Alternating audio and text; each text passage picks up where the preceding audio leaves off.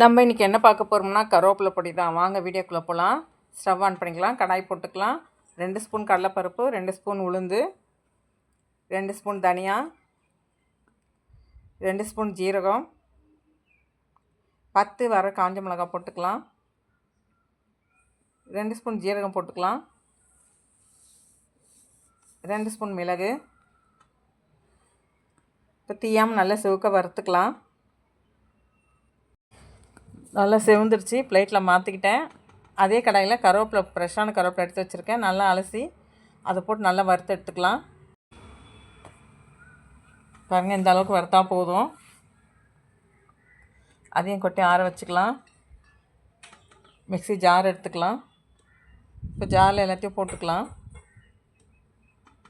தேவையான உப்பு போட்டுக்கலாம். கொஞ்சம் பெருங்காயம் போட்டுக்கலாம்.